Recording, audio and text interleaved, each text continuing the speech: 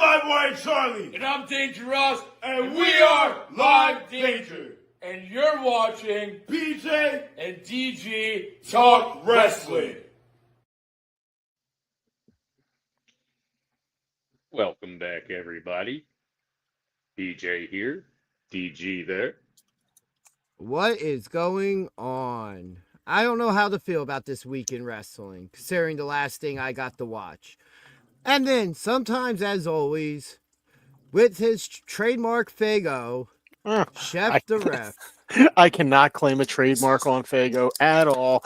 Do not even put that evil on me, But you drink it you drink it every week, you know. It does not qualify as my trademark, though. You drinking it is a trademark now. I don't need that smoke from other fan bases or companies themselves. You know, the other fan base will just embrace you at that point. Whoop whoop, Let's be everybody. real here. So Whoop, anyway, why don't we just ring the bell, get this thing started? Bell? What bell? That one right there. So, where do we freaking begin? Well, go ahead. Put up the graphic. Do what you got to do. Get it out. Get it over with now. No, I want to wait a little bit. Because you guys might turn me around on this. Barring some of the pre-show conversation beforehand. So I want to give you guys the chance. But there's a couple things we could combine here. So, this week... Hey! Hold on. I got it. Shut up, Terry! New one. Thank you, Declan. Again. Hey, did he say we had to blur that one? No, I didn't mention it to him. No. Okay, good. So, we had Dominic scheduled to defend the Intercontinental title against Penta this week. And now this kind of combines two of the things I wanted to talk about this week, which is how do you guys feel about how they've used Danhausen, which we kind of have to talk about first to get to what happens in the title match. I absolutely loved, personally, the segment on Raw and SmackDown with Danhausen this week. I thought they were really well done. This is a case of that they understand the character they're using at the moment. And they're using them in the proper way, as was the same thing I said about the debut. They did it the right way. It was half fan expectation, half it shouldn't have happened on the PLE. Unless it was completely random and you just wheeled this box out and it wasn't hyped for 2 weeks. If it was just a random, hey, why the hell is this box coming out here? Well, we just got it delivered here. We were told to open it in front of everybody. That would have been a much better way to do it. Then it's PLE worthy because you're just surprised. Here's Danhausen. Holy shit! Yeah, without 2 weeks of us people hyping themselves up like it's 55-year-old Chris Jericho who's still under contract with AEW.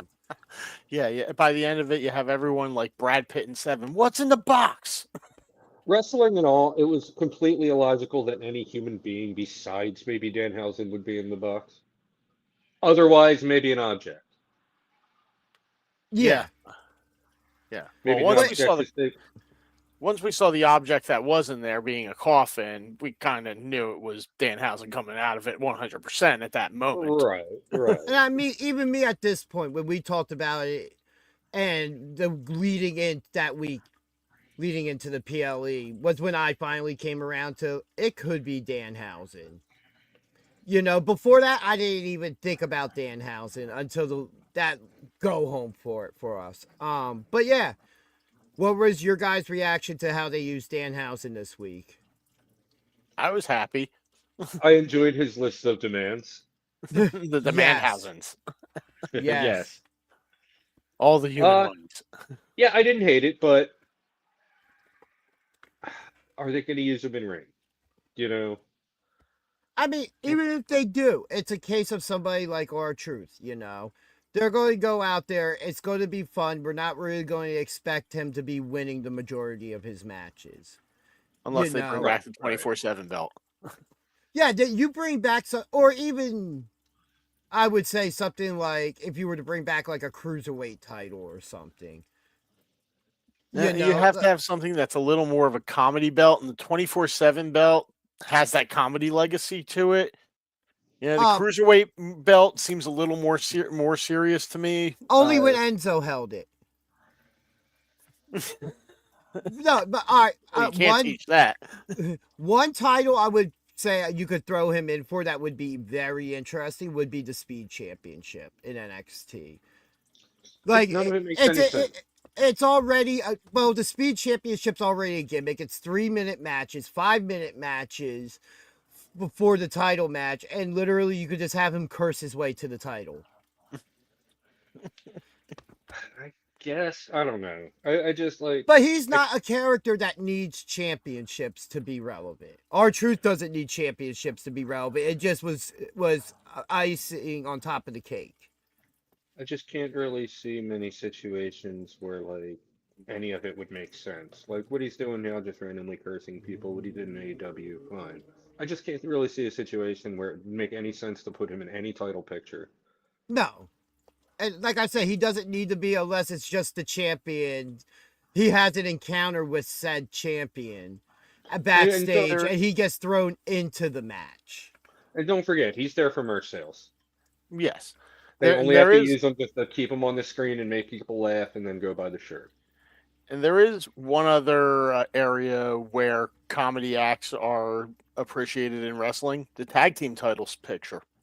Yeah, we've had a few quality comedic tag teams put together over the years. You put Danhausen with somebody, he could be a tag team champ.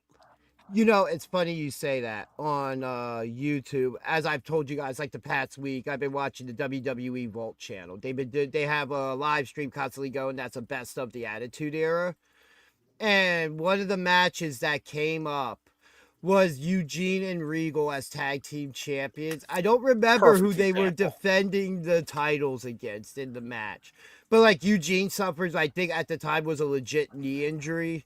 Mm-hmm. And they were dropping the titles anyway.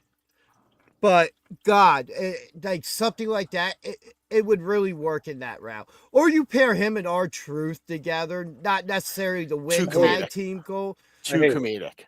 You can't have the two comedic characters together on a tag team as champions. You need Danhausen with someone who could legitimize it. Like you have, well, we'll talk about it later. But, you know, there's a tag team that was put together this week that we'll be getting to later. That is something like I'm thinking of for Danhausen potentially. Down the road, not now. William Regal was also a really good comedic wrestler. Let's not forget that how serious he could be. He also was really good doing the comedy stuff. Yeah. Like he had that fine balance of whatever you gave him, he figured out how to make it work and was great at it. British sensibility of comedy. Yeah, his match with Goldberg was so funny, he got him fired. Yeah, he tried to teach Goldberg how to wrestle. That was funny. I mean, the one thing I just really want, it would be, even if it's a temporary team, R-Truth teaming with Danhausen, and R-Truth just thinks he's teaming with Sting the entire time. I hate it. Yeah, that's where I think it's too comedic. I mean, they have to cross. I need them to cross. Crossing paths, fine, but I don't think they need to be a full-time tag team together. No. Even if it's a one-off team thing. I like the moment of R-Truth seeing him backstage and calling him Sting, but I don't even know if they do that because, you know, AEW. But he's retired now. It doesn't, and they have to own rights to be able to make a mention of Sting from WCW or WWE. Yeah. Like he was there. They can name drop him. They name drop so many other people, and they've even name dropped people occasionally who are in AEW or were. They just don't say. Yeah. It just so happens Sting's somebody who's used the same name his entire career. If they do cross paths, I think they'll come up with something a little more creative than Sting. Well, who else would you with the face? Ultimate Warrior. Not colorful enough. In my opinion. Who? Vampiro. Sure. I'm okay. I'm that one. I'm actually. Road Warrior Hawk. The funny thing would be if R-Truth just calls him a juggalo. That would Look- mean that WWE would have to, acknowledge that acknowledge. ICP exists now, Yeah. which they haven't done And- since the early And 2000s. Vince Russo. Yeah, you don't have to acknowledge Vince Russo. No, only JCW wants to acknowledge Russo, and even then, bad. That was to a point. Yeah. So now we've talked about that. We get a segment with Danhausen, who was with Pierce doing the demands and stuff, and then we have Judgment Day appear during this segment. Danhausen then goes on to proceed and curse Dominic Mysterio, who later on in the Serious night Dominic. must defend the Intercontinental Championship. And Well, while cursed. Danhausen is currently 1-for-1 with curses, as we now have a new Intercontinental Champion in Penta, which, side note, he is the first Mexican-born superstar to hold the Intercontinental Championship and the second masked wrestler to hold it. Wow. Okay. Hey, Yeah. I remembered to bring that up. There you go. As everybody knows, the Mysterios were both born in San Diego. Yes. So Ray was masked when he held it, and he was the first masked, but not the first Mexican born. I thought you were going to say Ray was born wearing his mask. I was like, that would He make may sense have been. for a I don't know. I wasn't there. I don't know. You could have gotten some rumors from somewhere. I don't know. Didn't go digging for those. The Mysterio family is a legacy family in pro wrestling, especially in Lucha Libre. Yep. Yeah. But yeah, Dominic and Penta had an excellent match. One of my favorite moments was like the whole talk of him doing it alone. And then he goes and asks for the ring hammer, and Finn stops JD. Like, no, he said he's going to do it alone. Yep. Yeah. Yep. And ultimately, that cost them. It did. Yeah. Excellent match. Like, I would love to see them two go at it again. I'm the only thing that was disappointing for me about the title change. I was hoping for Finn to get it off Dom. But I'm happy with Penta being that champion. Yeah. Oh yeah. Yeah. Penta has earned himself a belt, And it kind of frees Dom up to more possibilities for feuds if you don't have to involve the title. And also opens him up for AAA as well a bit more with a lot of stuff Right. going on down. I wonder if the curse is going to cost him that championship too. Well, it depends on if Danhausen figures the one title was enough, or if Dominic, sasses back again this week. But overall, what did you guys just think of the Intercontinental Championship match? Like you said, great match. Yeah, Penta deserves it. Yeah. Dominic did a good job in this run as IC champion, holding it for as long as he did. But they injected fresh blood into the belt now and freshen it up a little bit, get everything moving again. Every so often, you got to do that. You can't have. Everyone can't be Gunther having the belt for 2 years. So, yeah, it was. It was time. Not. Yeah, no, it was good timing on their part, and I think, this will definitely lead to interesting stuff, not just for Dom, but who's going to step up and challenge Penta now? I think personally, possibly an immediate rematch with Dom, which could help further at WrestleMania the or before WrestleMania, so that we can more get to what I still think that his match will be Dominic and Finn. Okay. I think there's definitely enough there, and you have JD split on who to really side with because of the group still. Or what will be left of Judgment Day at that point. It could just be the women. Would be interesting if Finn were to be Penta's next feud, and that way you could involve Dom on the side, and still have them like together but breaking up like they seem to do. Well, Yeah. I definitely think this breakup's coming. It's then now we're getting the How long time, have the we been clock. saying Yeah, that? We've been I mean, saying we've that saying it longer a than while we've had now. Yeah. We've been saying that longer than we've had a YouTube channel. I just think now we're getting to that point, like we did with Soul and Zarya.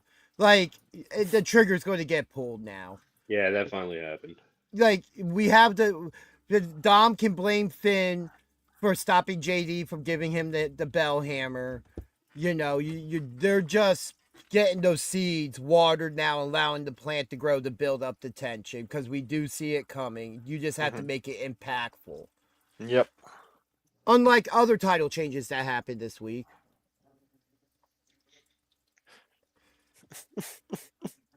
We'll get there. Oh, I was talking about the trios titles on AEW, how that was just So we may not obvious. get there.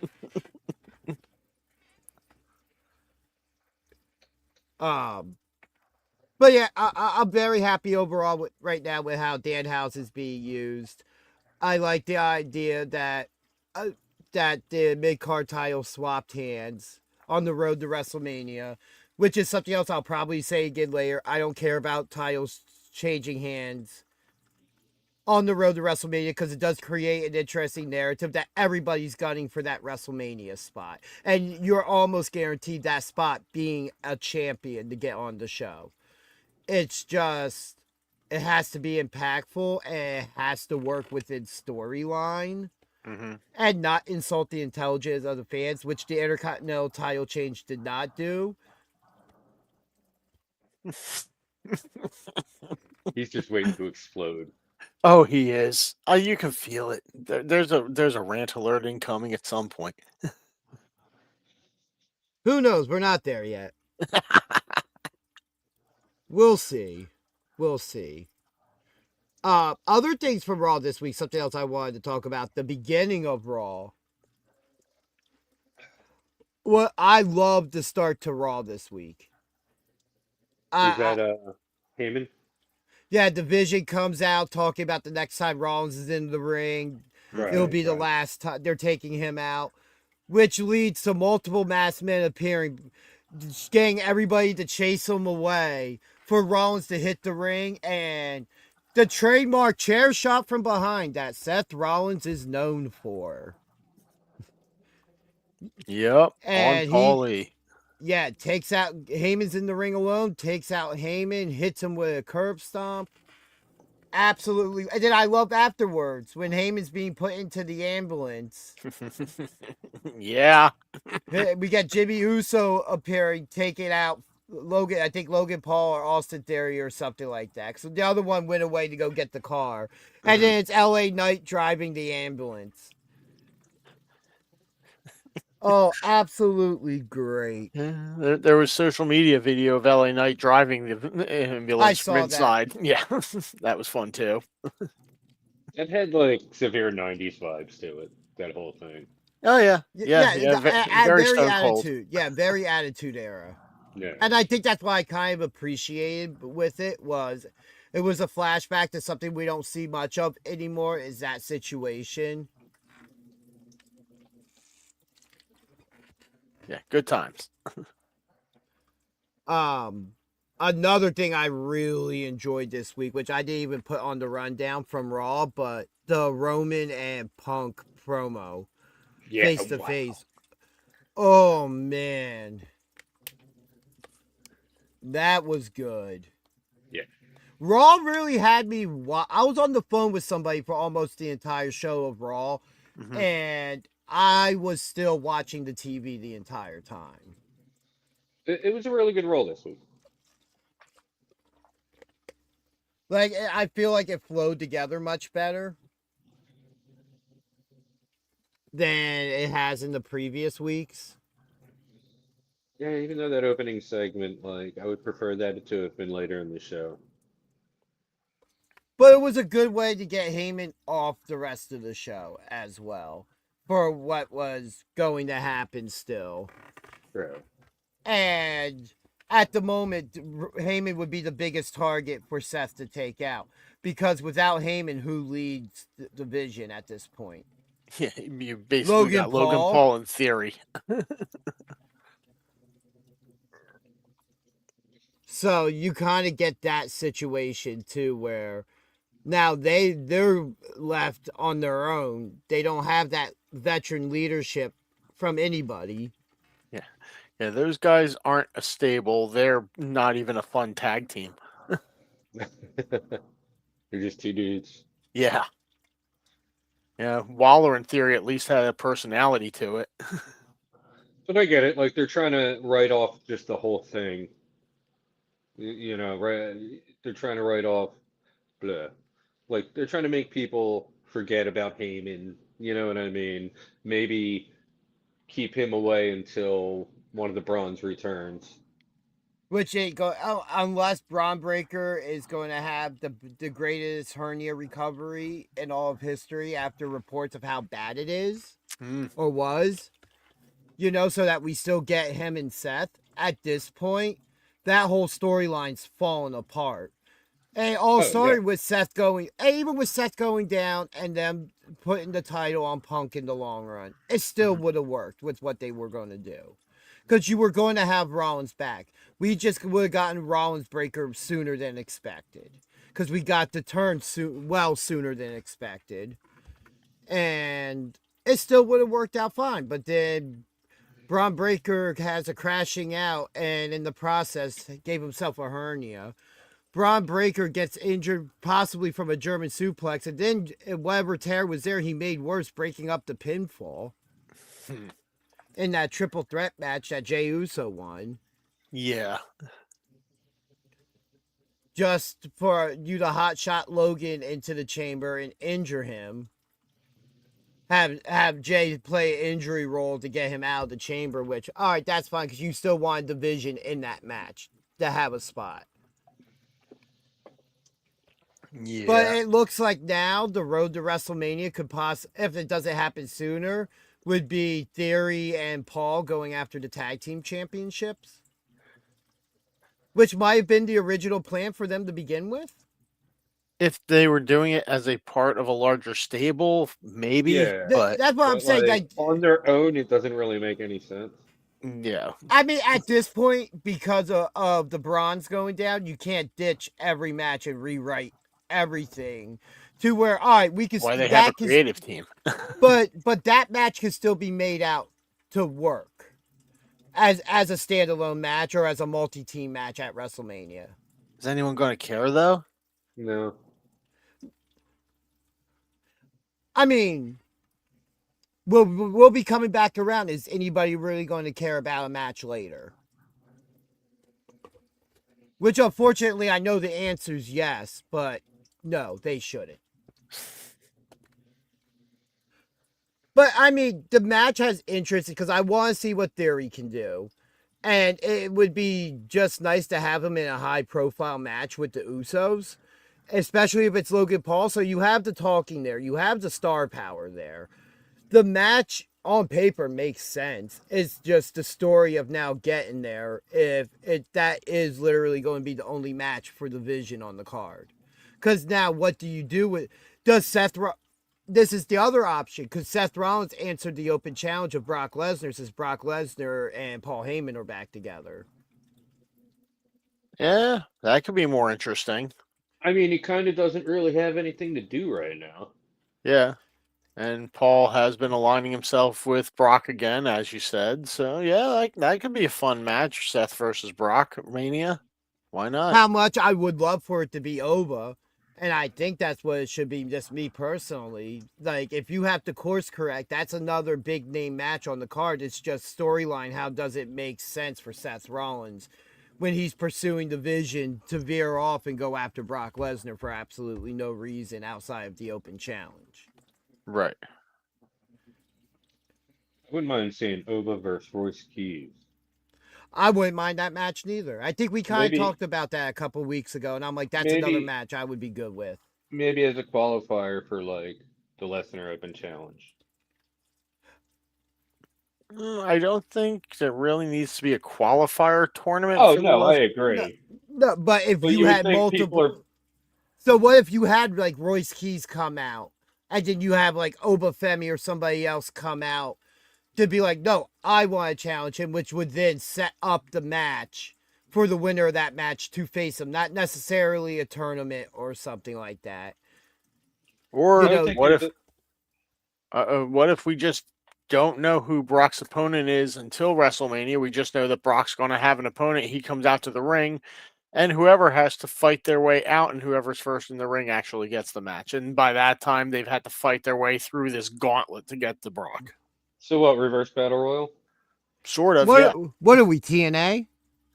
No, not Welcome exactly. to Total Nonstop Action WrestleMania. I mean, it's what a not, swerve. TNA bought out WWE. And Vince McMahon is back in power.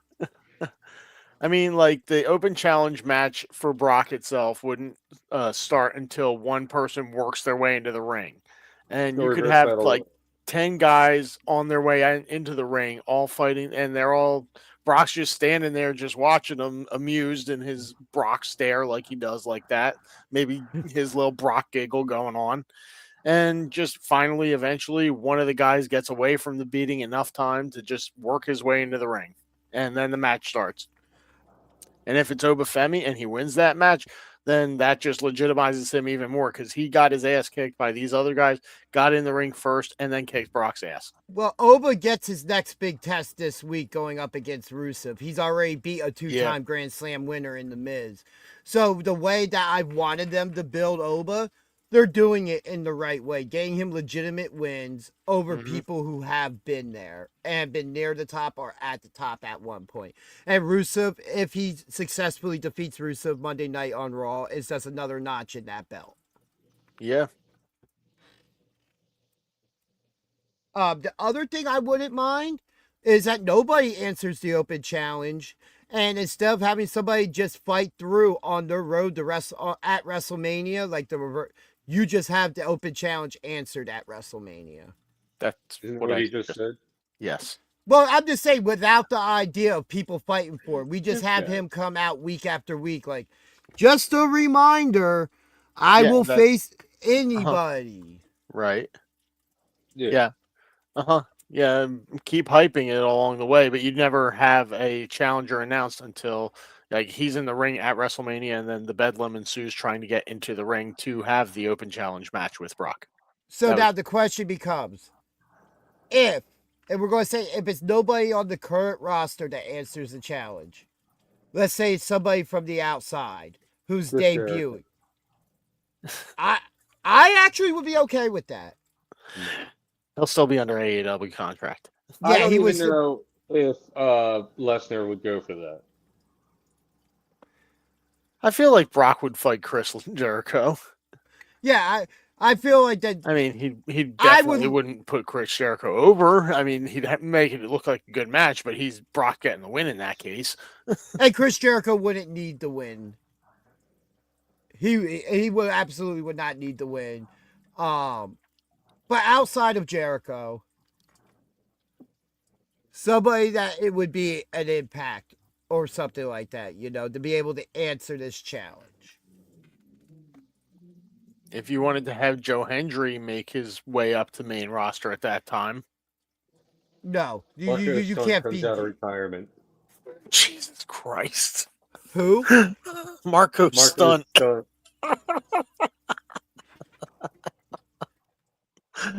What is wrong Goes with right you, back man? into retirement. Gets thrown back into retirement. I don't know. No one came immediately to mind, so I just went the other way Spike with it. Dudley. But I think the challenge comes from within the company. And some of the top names we would be looking at would be somebody like a Royce Keys, especially if you're going to do it just completely at WrestleMania, which I don't think they do. I think the Brock match should have build up, should have some type of storyline, even if it's something with Oba where it's Oba wanting to prove himself. Like at one time, Brock, you were the next big thing. Now it's my turn. Now I'm the next big thing, and it's my job to put you down. What better way to be the ruler than to take out the beast? The ruler versus the beast. Yeah, what if it is LA Knight? I mean, Paul Heyman was in the ambulance and it was being driven away by LA Knight. What if, that Yeah. gets Brock's attention? Because we've heard rumors that LA Knight was penciled in against Brock at WrestleMania. So maybe that's playing into it. What if Brock has a gauntlet match at WrestleMania and it's just literally multiple people answering the challenge like you suggested earlier? Instead of the gauntlet fighting their way through, Brock's just like, oh, all 3 or 4 of you want? I will take you all on one at WrestleMania. Because none of you can beat me. I ended the streak. Who are you to me? Maybe. I don't see Brock wanting to work 4 matches at this stage of his career, though. I would also think at this point, though, more than half of them would be like 2-minute squash, 2-minute squash. Maybe you get the third match to go like 5, 6, 7 minutes, and then the last one, Brock's just decimated. You've already hit 10 minutes. Brock ain't working that long.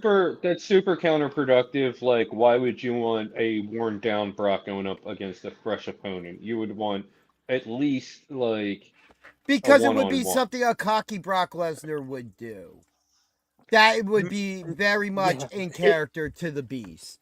That, oh, you all want a shot at me?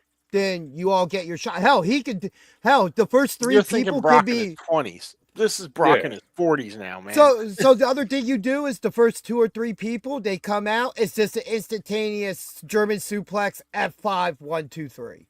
Until you get to the person that matters to actually have the match with. That's why you're doing short stuff, so that he gets the breather. He's not going out there and blowing himself up 2 minutes in. The more I think about it, the more I say Brock himself would nix this idea. Like, I don't need to pin more than one guy in a night. Yeah. Give me a banger with a big dude. Yeah, that's what Brock wants. One match with one guy that means something. Not a bunch of other guys getting thrown in there just because ahead of time. Yeah. Hey, I'm just throwing out the suggestions out there. Yep.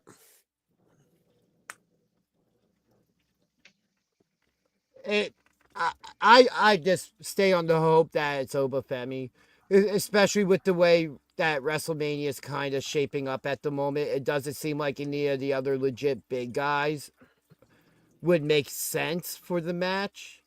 And the idea that you have to elevate this young talent and give them big matches, win or lose, to get over in. Otherwise, you're not building your stars of the future. So out of Royce Keys, Eli Drake, LA Knight, It's sorry. fine. Seth Rollins and Oba. What's your order there? Like, who would you want to see the most and who would you want to see the least? My least is Seth Rollins. Okay, my least is LA. Yeah, my least. My order would be Obafemi 1, LA Knight 2, and Royce Keys 3. I think that I don't think Seth Rollins is going to accept it, so he's not even on my list. It was just a suggestion of a what if scenario to get him on the card still. If So by default, he's your number 4. Yeah. I mean, my logic is solid though. He doesn't really have anything to do right now. He's not going to chase after, because I feel like you're right that like Logan Paul and Austin Theory will be going after the Usos and the tag titles. Unless he's going to tag up with LA Knight and take them, that I don't see the enemy of my enemy is my friend type deal. Yeah, but I don't. So what if the unthinkable happens? What if, say, in 2 weeks, we get the tag team match before WrestleMania? Theory and Paul win the match, and they're the defending champions going into that match. And you just won tag team gold? If some way Paul Heyman were able to weasel a tag team championship match for Logan Paul and Austin Theory in the next couple of weeks, and then okay, let them go into WrestleMania as the champs. And then you have. I think Heyman will be written off for a couple of weeks though. But that doesn't mean Heyman can't work behind the scenes over the phone still. That's all that takes is all Yeah. that takes is Adam Pearce being on the phone and saying that the gang off be like, oh yeah, so I was just on the phone with Heyman. Funny you guys walked into my office Yeah. because it's your lucky day. You get a tag team championship match tonight, whether I like it or not. And then they leave and he's like, I need a drink. And there we go. Potential, yes. Like, I think there's a good route to go there with that. But just fitting Seth Rollins into this now, unless there is somebody new they're going to put in the division, I just don't see it. Because the other way it would have to go is, if you were Seth, who do you go after first? Logan Paul or Austin Theory? You go after Austin Theory because that's your planted inside guy, so you got to make it look good first. Yep. All right, we're still all under the belief that Austin Theory is still a plant. Oh, yeah. Yes. Okay. 100%. Especially with the idea that it's been Seth's students under the mask helping him this entire Right. time. Yeah. Right, it's all been pointing toward that. Mm-hmm. So even then, Said the so magic we'll word. say, let's say that's the match. Seth Rollins, LA Knight versus Division for the tag team championships at WrestleMania. Austin Theory turns on Logan Paul, costing them the championships. And he joins the other side. But then Seth Rollins and LA Knight together as a tag team champions is wild thought, but I'm with it. Keep going, please. Sorry. I like it only because they would eventually turn on each other. yeah. Yeah, it would be the odd couple situation there. Yeah. Yeah. And you don't even need Austin Theory to necessarily join them. Or that's where the turn comes in. The next night on Raw, Seth turns on Knight and takes the tag belt for him and just gives it to Austin Theory. Like, you're my tag team partner now. That works. That actually works really well. Unofficially, but officially, Seth Rollins and LA Knight would still be the tag team champions. So you would have to do some finagling there to make it work. But I think the only way that works, though, is if we're getting Braun Breaker back we're getting Braun Breaker back after WrestleMania.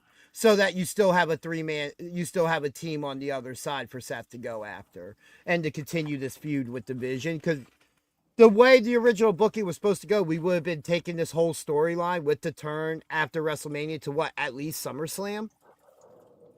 Something like that, maybe. Yeah. I just love it that like 96% of what we're saying is going to be completely wrong after tomorrow night. 100%. You know what I mean? Like, I just love that, like, we're devoting this much time into it. And yeah, it just cracks me up. Like, tomorrow night, it'll just be completely different than anything that we imagined. And that's the beauty of it. Like, you know what I mean? Yeah, exactly. The fabrications That's of the our beauty it. musings. We can speculate for so long and it'll just be nothing like we ever. There was a wise man who once told me never bet on pro wrestling. Yet I have.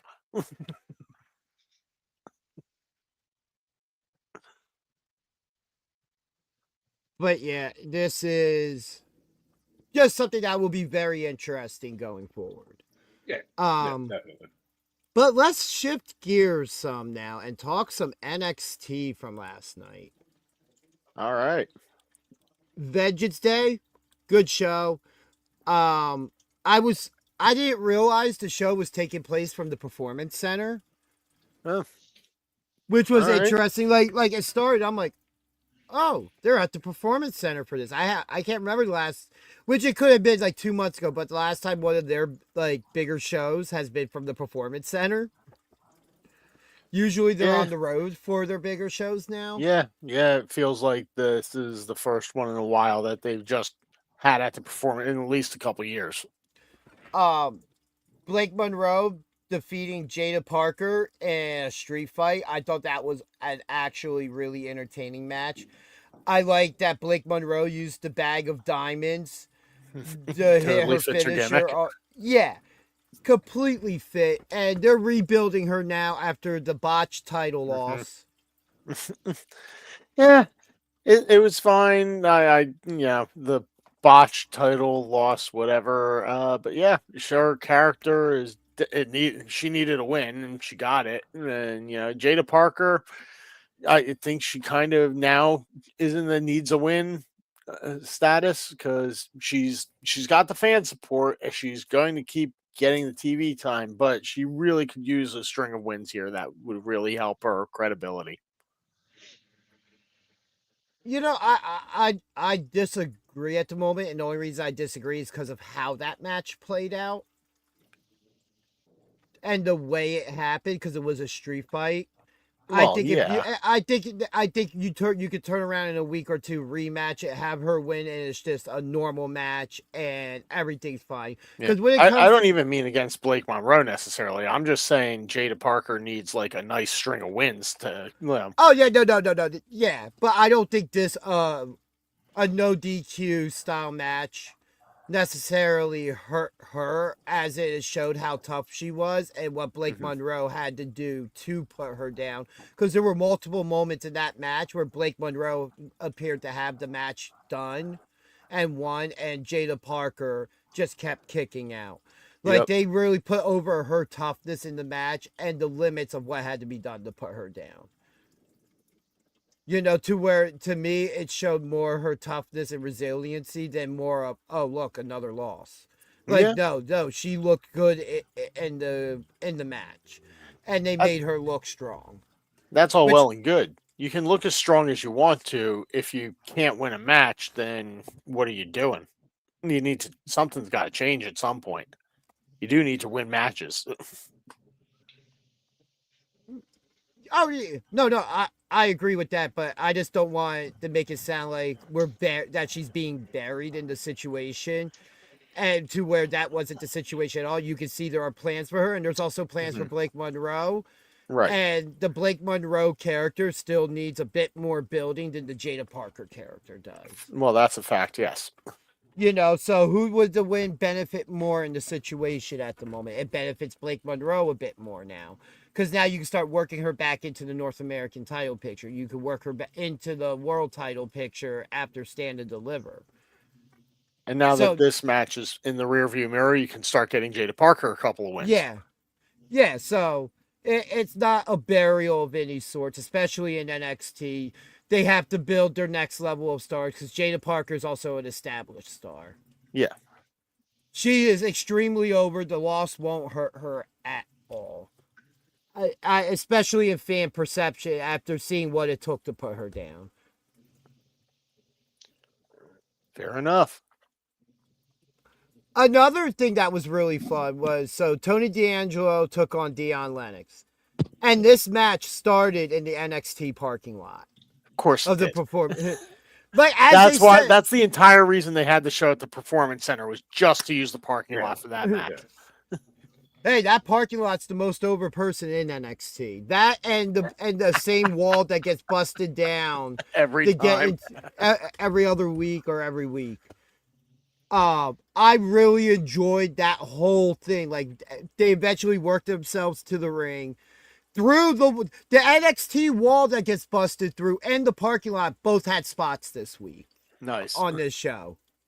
Absolutely wonderful. They got featured in the same match. And the match eventually starts. Tony D'Angelo picks up the win over Deion Lennox. As expected.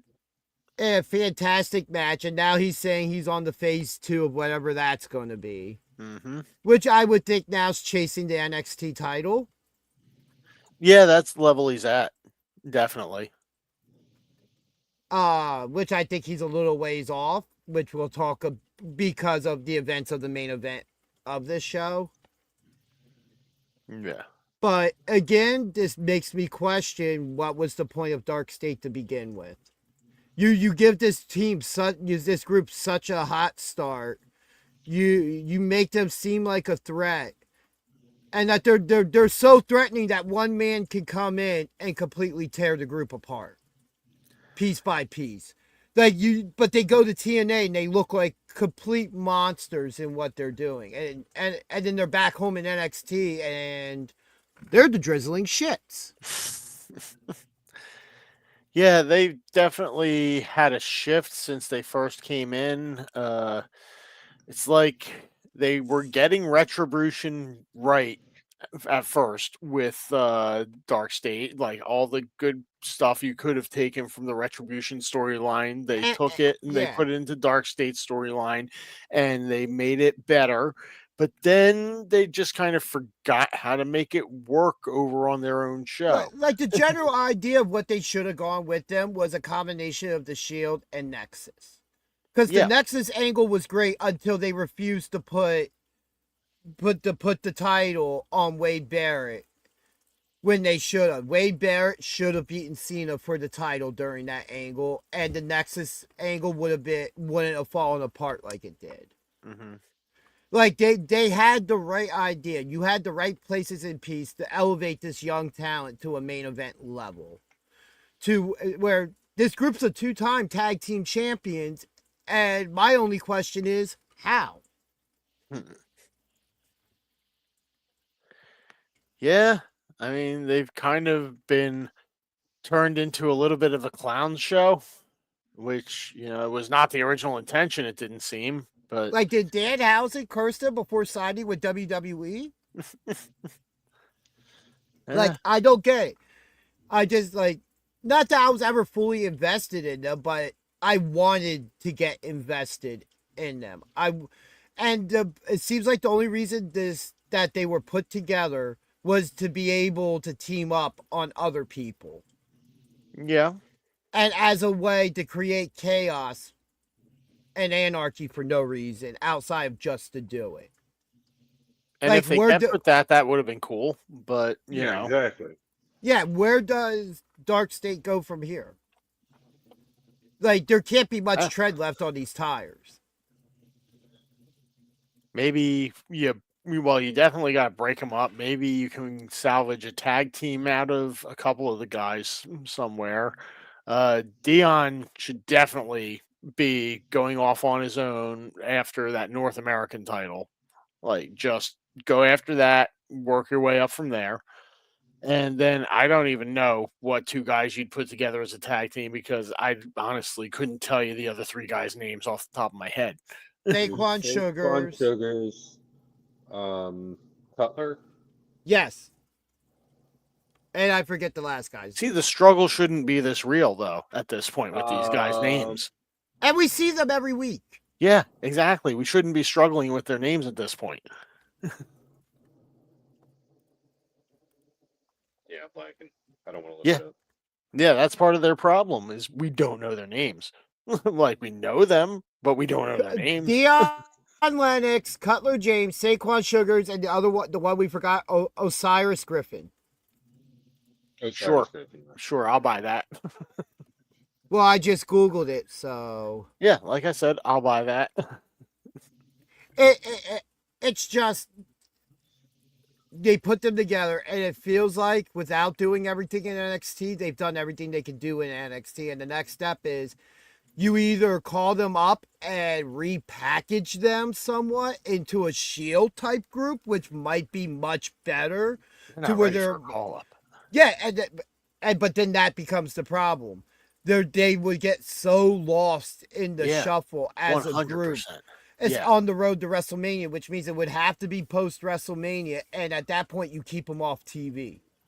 It does them a disservice. I wouldn't see them getting called up as a group. I see the best option is to split them up and push them as singles or maybe a tag team. Yeah, exactly. But like character change, everything. Mm-hmm. It's run its course and it's done nothing in the end besides to help with forced title changes. That's all it feels like it did. Because there was never... Yeah, they're the running guys. Yeah, I was honestly more invested in Dion's character when he was the bookworm at this point. or like there was just so much potential there, and the way we talked about what we wanted to see happen, and they're just inconsistently booked. Like, and it could be one of the things where it's like anything they want to do with them, they might not be allowed to do. Like, and at this point, maybe what you do is you have them run a Nexus style angle, come in and destroy the Performance Center at the end of a show. Kind of like how Nexus debuted, came in and destroyed the ringside area on Raw. Have them choke out one of the announcers, Booker T with a tie or something, you know.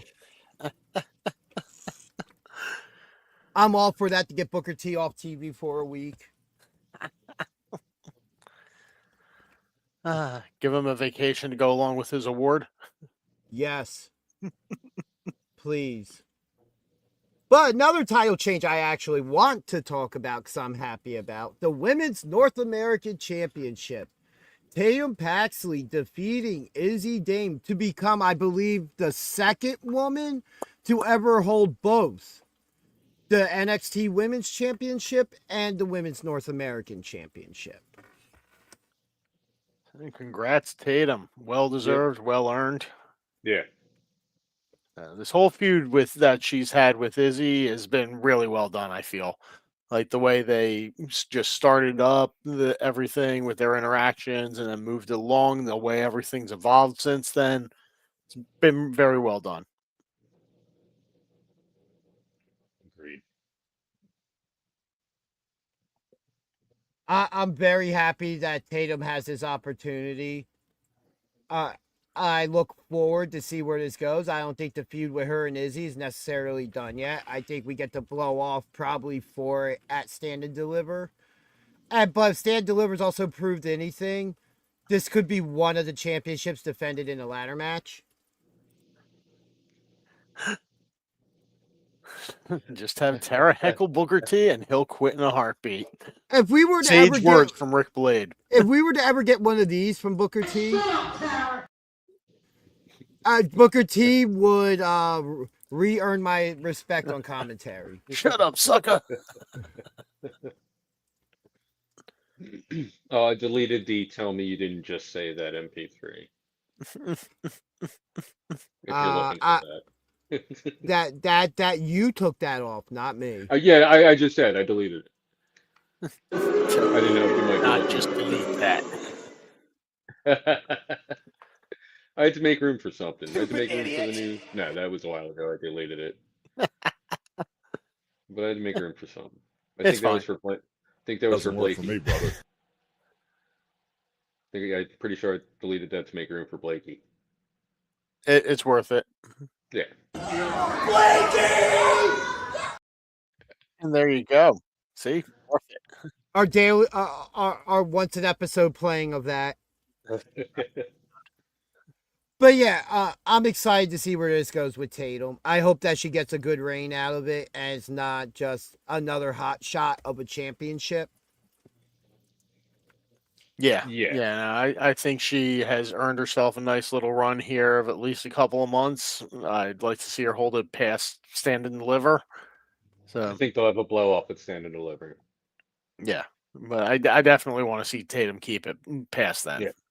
Yeah. Agreed. I'll say one thing I was disappointed with Stand and Deliver, or not Stand and Deliver, Vengeance Day, was how it felt like a normal weekly show. There were so many backstage segments. Like, we had one with Ethan Page and Ricky Saints. We have an backstage interview with OTM. We get a segment with Fatal Influence after they had a segment in the ring with Robert Stone, which is next for us to talk about. I mean, if it was main roster, I feel like might be too many, but on NXT, you want everyone to be able to have a little more TV time when you have the Yeah. freedom to do so. So Even I if feel it's just being on screen for 20 seconds, you know? I mean, that's huge. But for me, like those interview segments and stuff like that is what you do on your weekly TV. Because the interview with OTM, they weren't even on the card. So what relevance does it have to have an interview with them on the show? that's why Because you it have gives the them interview. more exposure. Yes, that's why you have the interview with them. It's just the way that they've done stuff lately has been, we avoid these segments on the bigger shows so that we give more in-ring time. Well, they have more freedom on this show with more time associated than they do on their weekly 2-hour hard in, hard out on the CW. So they were able to give everyone a little more time, even people who didn't have matches on the card, in order to get their names and promotion out there. So we do know OTM exists. It just felt like it made it feel like a weekly show to me. over, oh, this is supposed to be one of our bigger shows going into Stand and Deliver in a month. You know, this is our last PLE before Stand and Deliver. And And you you still made got it all the feel, matches. but it made it feel like weekly TV to me. What makes that, I could see this entire card just being on NXT on Tuesday as one of their special branded shows. Maybe And that's what it felt like. It didn't feel like necessarily weekly TV, but it felt that middle ground of this is a special weekly show because we don't have a PLE this month, as of opposed to a PLE that is supposed to be more focused on the in-ring action than backstage segments outside of the parking lot brawl, because that led to a match. We knew that was coming from the last couple weeks of what Dark State was saying, that we're going to get him in the parking lot before he even gets to the ring. Before this, so that this match can't happen. Mhm. You know, so that one made sense. And then we'll talk more about the backstage Fatal Influence one, because we get a full in-ring segment with Robert Stone in the ring, brings out Fatal Influence. They start talking about who's next. We have Zarya come out, like, no, I should be next. You have Soruka come out, oh, I should be next. They're going into it. Robert Stone's like, well, guess what? In 2 weeks in Houston, you're defending your championship against both of them in a triple threat. Okay, you couldn't just wait till Tuesday to do this? And you couldn't give the next match, the NXT Underground match, a bit more time? You couldn't give Joe Hendry and Ricky Saints a bit more time? You couldn't give in the street fight with Blake Monroe and Jada Parker a bit more time to open the show? Because the Tony D'Angelo, Deion Lennox was the perfect amount of time, starting from backstage to the end of the match in ring. Like, it just, that is my biggest one there. The backstage stuff, all right. I will agree to disagree with that. Yeah. But when you're doing an in-ring segment like that on a pay-per-view or a PLE, why are you doing this? Yeah. You are literally taking away from people to literally book a match for 2 weeks and then away. that situation there, yes, that does seem a bit, inconsistent with what you want on a big PLE event. So, Like, I'm not saying it takes me out of the show, but it's to a point where that makes me where, all right, I only have to listen. I can look at my phone, and next thing I know, I zoned something important out that I should have heard. Like, that was that was the nail in the coffin of making it feel like a weekly show to me. Because you get a segment earlier in the show, like I say, Ethan Page and Ricky Saints talking. Ricky's like, you need to come out and help me tonight. I might need your help tonight, and talking him into it. that's fine. We get an OTM interview. I think would have worked better if we had a tag team title match on the show, because they were talking about chasing the tag team titles, and they were also talking about Dark State. Okay, so we kind of had Dark State, but if you're going to be talking about chasing tag team gold, it would have helped if it was before a tag team championship match. Yeah, sure. You know what I mean? Or something that's like, oh, there's this number one contenders match coming up. When that's done, we're going to be next in line after them. We want the next shot after them, and we're going to prove why it should be us. Cool, because now you're giving me a reason why they're there, that they're watching the tag team division, that now they're coming out to prove something. Not just, hey, we're just shoehorning this in there because we need to kill 2.5 minutes of time. That you could have put to a match, that you could have used to hype something. Anything. Yeah, but OTM I feel is underutilized, and the fact that they were even able to get airtime on there is good in my book. I think one of the things that hurt them kind of was injuries as well, just a bad timed injury. But I'll see where it goes. Like I said, it's just a slight criticism that, all our PLEs are supposed to be big shows regardless if it's NXT or the main roster. But we're just going to book it like it's a weekly NXT show. Yeah, I agree. The match announcement bit in the ring probably could have been an email, but That That is what that it is. could have been something that could have happened. You could have thrown ads up and that you posted online. That Yeah. happened. You could have done a million other things with that, or just done it this Tuesday. Yeah. Yeah. That definitely felt more like a TV segment over everything else. That's why, in the long run, I can give everything else its due. That there, 2 big thumbs down from me. Fair. Just in that it was on. I look at the same way we look at the Danhausen debut. Oh, cool! This happened. I'm happy it's happening, but why did it happen now? Yeah. Yeah. Same energy.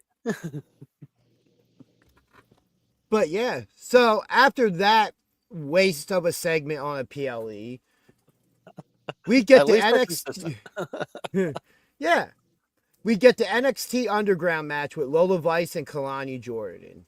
I actually enjoyed this match.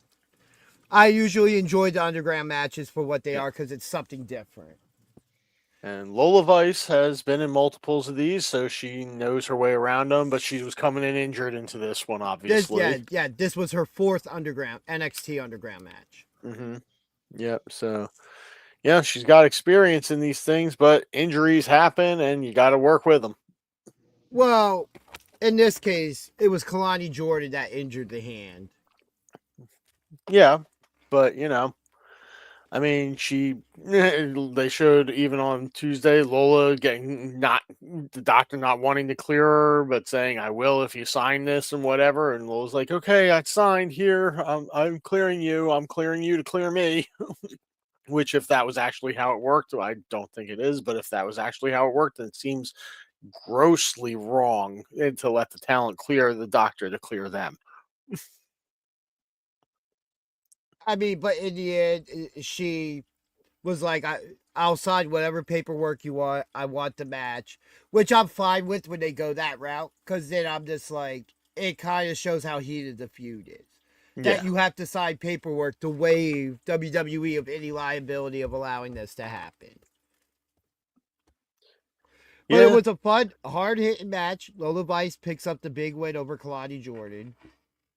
Yep, and now she can go and heal up, maybe. Well, she still has that mixed AAA tag team title. Her and Mr. Iguana. Yeah, yep. Which I'm all for anything. I get why some people don't think the comedy acts belong in wrestling, but they absolutely do. They have their place. Oh, yeah. Yeah, comedy acts do belong in wrestling because you can't just be, oh, well, I'm going to beat you. I'm going to beat you. Yeah, you can't, that gets old. You need something to break that up. Yeah, you got to have fun with it because wrestling's still meant to be fun. It is a form of entertainment. Yeah. And it's just WWE leans more into the entertainment aspect. Yeah. Yeah, when things start getting too far up their own asses, when they stop being entertaining. Yeah, and after this match, we get that backstage segment with Fatal Influence where they're like, oh, we got to figure this out and get them taken care of so that this match can't happen. And JC Jane complained that all the other champions get to just cruise control their way in and she has to defend the title. Or somebody has to defend their title. And somehow your title matches keep getting interrupted and somebody helping you retain that championship or win it in certain cases. Mm-hmm. But yeah, main event. Joe Hendry and Ricky Saints. Great main event. Really enjoyed it. Joe Hendry retains the championship. You have Ethan Page come out. And there's a point where Ricky's asking him to give him the belt. But the referee turned around, so he just put the belt, held the belt down, kind of hiding it. Uh-huh. And we get a couple low blows in the match and stuff. But the funniest one was, it seemed like he went to go throw the belt to Ricky, and he accidentally slides it all the way in the ring to Joe Hendry. Uh-huh. Which was what led to the referee taking a belt. Ricky Saints hits a low blow. And it looked like he had the match won. Hendry kicks out. We get another spot with the referee almost getting taken out. And Joe Hendry hits a low blow. Payback's a bitch. Joe Hendry retains. Very happy about that. Excited to see what's next for him. Because I think once he drops that title, whenever that happens, he's going to the main roster. Could we see Tony D'Angelo taking that belt off of Joe Hendry? In a couple months, yeah. I think immediately after this week, though, I think Ethan Page will be next in line because there were moments where he was just holding the belt and looking at it like, I want this. Now that he doesn't have that North American belt anymore. And that would make sense for him to now chase that championship. Sure. Especially having the Vanity Project helping him as well. Mm-hmm. It would be a good way if you were to go the screw job route to get the belt off Hendry and him not lose any steam. Yeah. And you could even have Tony D'Angelo take the belt off of Ethan Page. That works too. Yeah. There is no argument with that neither. But overall, I feel like Vengeance Day was average at best, and most of it was that because it started feeling like a weekly TV show to me more than one of their bigger shows. Uh-huh. Especially with it being the go-home PLE before Stand and Deliver. This is where we really start that road to Stand and Deliver now. Right. Like the Royal Rumble's the technical road to WrestleMania. The beginning point.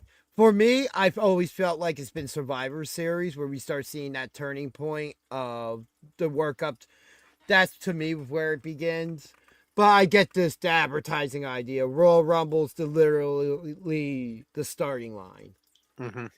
With WrestleMania obviously being the finish line.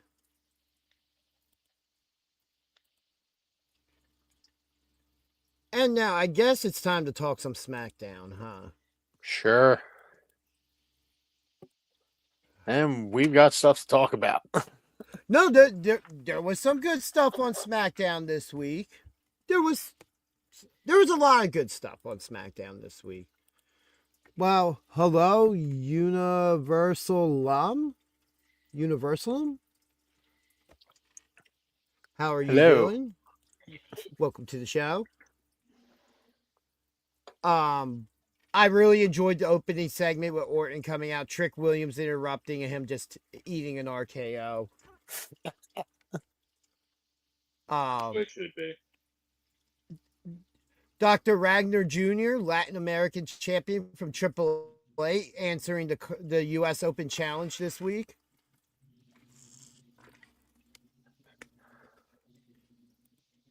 Oof. Oh, yeah. It's up to $250,000. Wow. Yeah. I saw but it there's at $100,000, but hey, wow. Oof. There's a funny thing that some guy has been paying for bots just to go auto dislike it as well. That's a cover up. They're just trying to save face.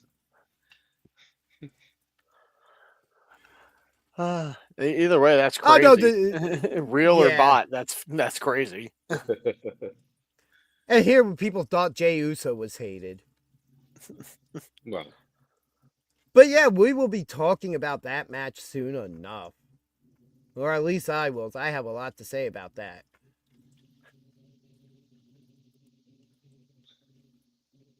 Well, if that's 7 and 7, makes sense. Yeah, I'm happy. It's better than 5. I really enjoyed the U.S. Open Challenge match this week. I thought it was really cool to have the Latin American champion from AAA being the one to challenge. Mm-hmm. I like that there's exposure there for AAA. I don't usually watch AAA when it airs on Saturday nights. Usually it's something through the week I watch. Mm-hmm. But they've been doing some really good stuff lately with their hour shows. Very happy to see that talent represented just across the board. And the brand. Yeah, it was a good match. Didn't expect him to win, but good match. Yeah, you knew he wasn't winning. No, it would have been interesting to see the Latin American champion also being the United States champion. And seeing that pendulum switch the other way with like Dom holding the AAA championship.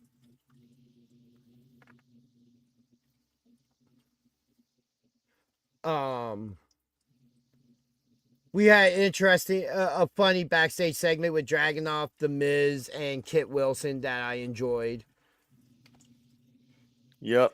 Yeah. It's Dragunov saying that he needs matches and wins and everything, and he needs to go back to being himself.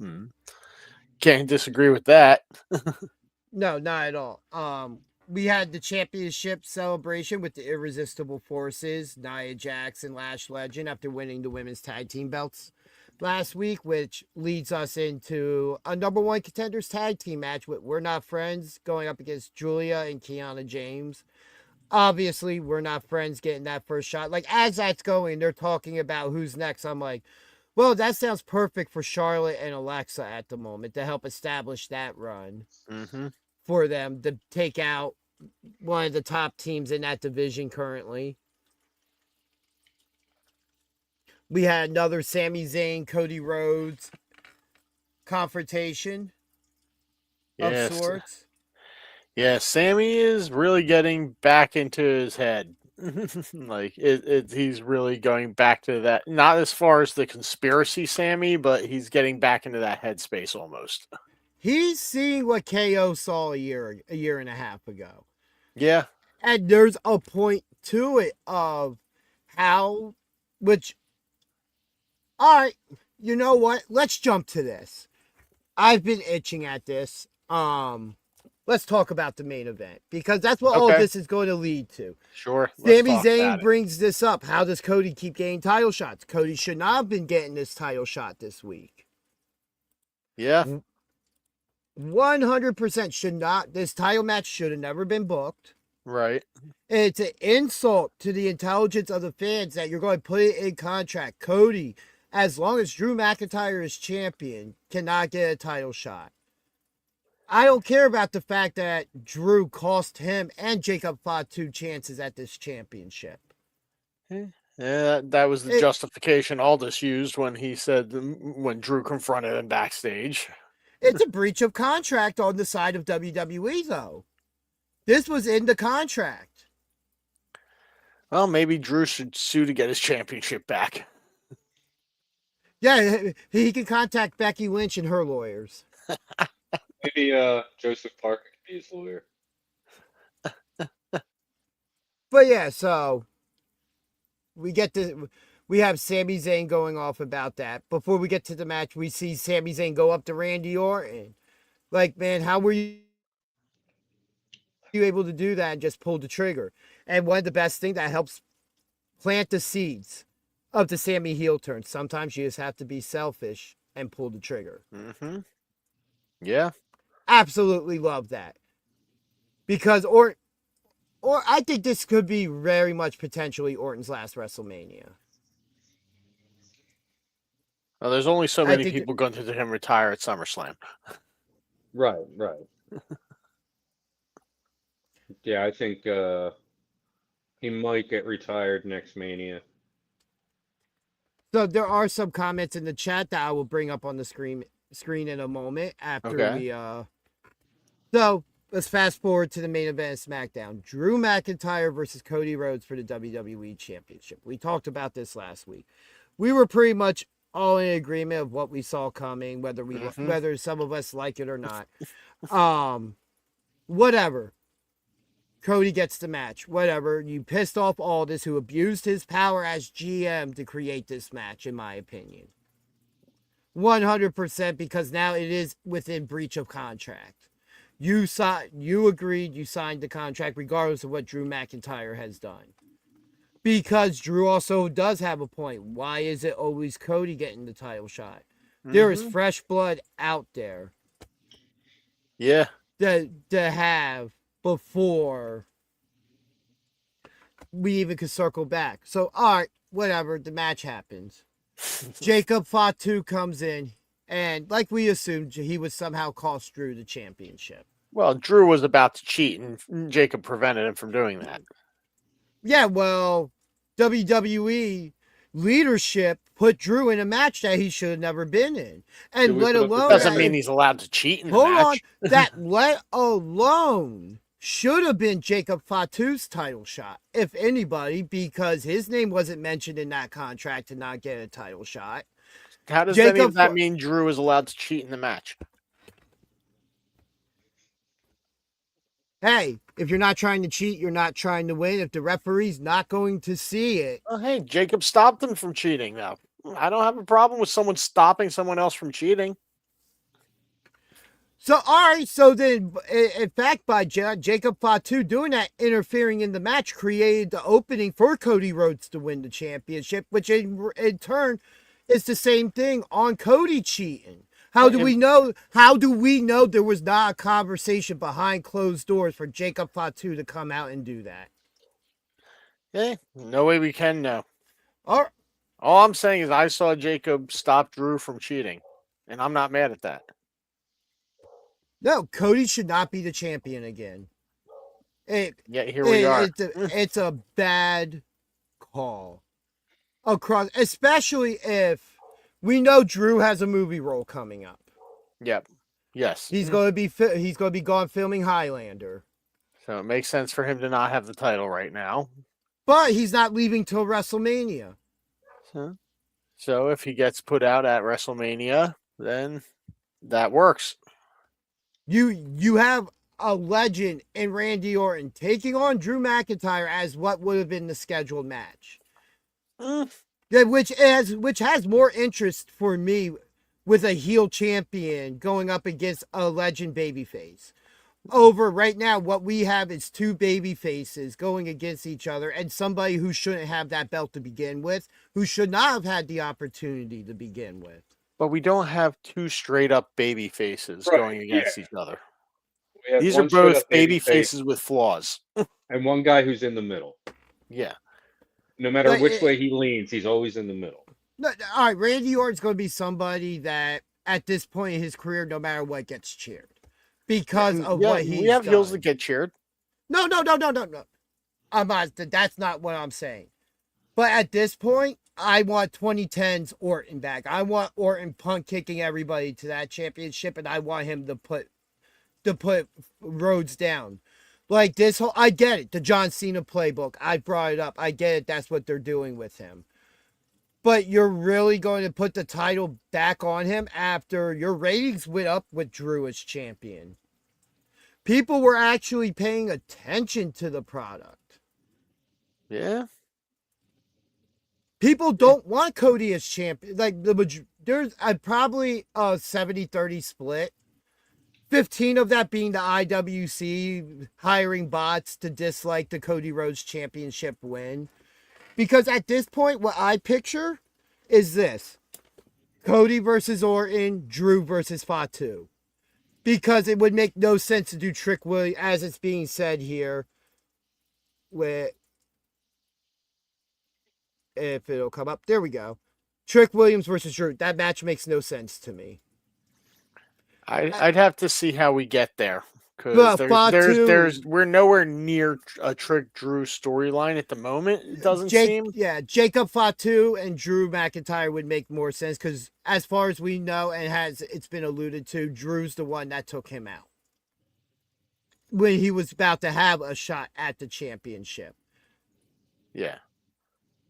So that makes more sense. And again, I think this match would be much better as a fatal four-way than. But if we're losing people due to injury, I understand splitting it up. Not even injury, it's filming.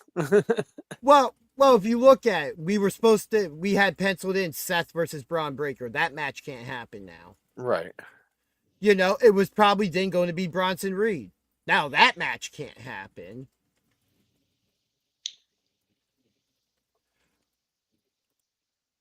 I don't see how that's the case because Jacob Fatu has made it clear that it was Drew McIntyre that took him out. Solo taking out Jacob makes no sense at that point. We've moved away from that. Yeah, but it could be a situation where he doesn't know for sure. He's just, using the information he has. But still, then you're backpedaling and you're going to take away from. They've done it before. Yeah, but Drew and Jacob has more interest. I did it for The Rock. Captain Heel in the chat. Is Drew filming the reason he dropped? Why can't he? I mean, Because that's another. if he is going to be the Highlander, he's got to commit to But that he's role. not He can't be filming, going yeah. back and forth He's between not being the filming. Highlander and being If Drew he's not McIntyre. filming till after WrestleMania, Yeah, there then can be what's only the one. point? Yeah, if he's not filming till after WrestleMania, then what was the point of dropping the title outside of you think this is going to build hype for a match that now I'm not going to say I don't want Orton Rhodes. This is a match that's been being teased for what, 2 years now? Essentially, with the constant glances and from Orton and stuff like that. So I'm fine with the match happening. It's just we could have gotten there a different way. You could have just kept the belt on Cody. Yeah, I don't mind everyone getting another number added to their championship reigns.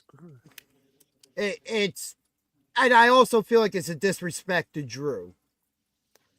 I That don't every feel time like we Drew's- feel like that Drew's going to get his moment to shine, it is taking away from him. WrestleMania 2 years ago, he wins the world championship from Damian Priest. What do? cash in.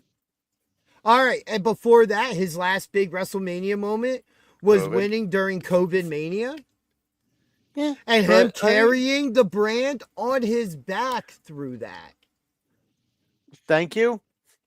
But It's we're a now in disrespect to Drew. 2026. And We're it 6 makes years the, later. I'm sorry, kind it of- makes even It's with kind the of his outside, character. but even with the outside interference, it makes Drew look weak. You can't make Drew look weak.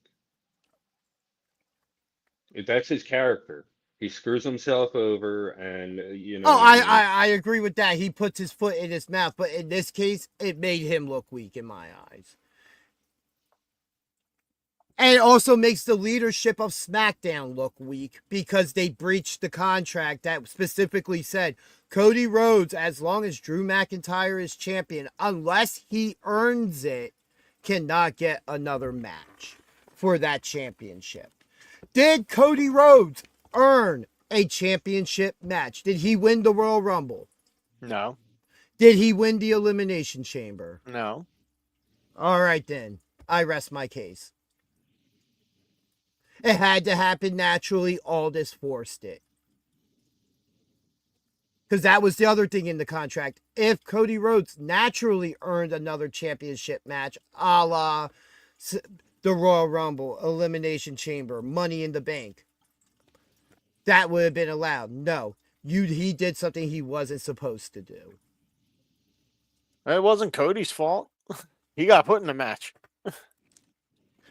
Again, why wasn't it Jacob Fatu?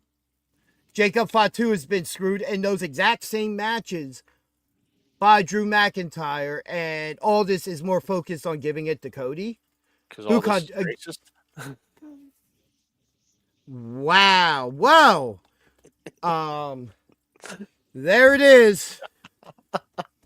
There it is, guys. We got there. We got to the pinnacle of this conversation. Now, what I do hope that comes out of this, of whatever because I feel like this was partial reshuffle for WrestleMania, that because they always felt like that the WWE title was going to be a multi-man match, a triple threat or fatal four-way. That was the route it felt like we were going with, all this interference and everything. And I feel like because of the bronze going down, and that almost has cost us a high-profile match with Seth Rollins and Braun Breaker, which it would have been a great match for Braun Breaker to have with somebody who has the established history with Seth Rollins. That now, all right, we have to figure out how to rebolster this card up some. So a Jacob Fatu Drew McIntyre match one-on-one makes sense. It absolutely makes sense. I see what they're doing. It doesn't mean I have to like it. Yeah. I would rather, like, imagine what the reaction would have been in the situation if Jacob Fatu got that opportunity and Cody came out and cost Drew that match. Yeah. And you now have Jacob Fatu going into WrestleMania against, at that moment, Randy Orton for the WWE Championship. And then you can add them back into the match, making it a fatal four-way, because now Cody can get an opportunity for the championship because Drew McIntyre is no longer the champion. You can still get there and have a true shocking moment on the way to WrestleMania. Not the John Cena one-on-one booking that John Cena drops the belt 6 weeks, 7 weeks later, he gets it back. Because they don't know what else to do with him.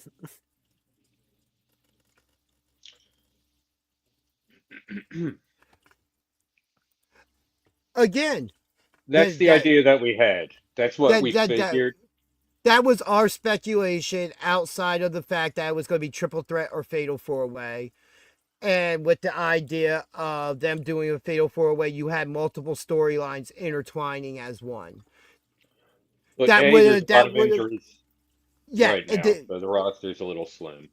Yeah, which is why, again, I understand what they're doing. I just don't like it. I'm not a fan of it. It seems very much you had the chance to actually swerve the fans, and you didn't do it. You didn't give us a moment that was worthy of the road to WrestleMania, to where anything can happen. And Jacob Fatu becoming champion at that point proves the point that anything can happen. And again, like I said earlier in the show, I like the idea of titles changing hands on the road to WrestleMania, as long as it makes sense, because everybody's fighting for that spot on that card. And being a champion almost guarantees you a spot on that card to defend your championship, or at least be on the card.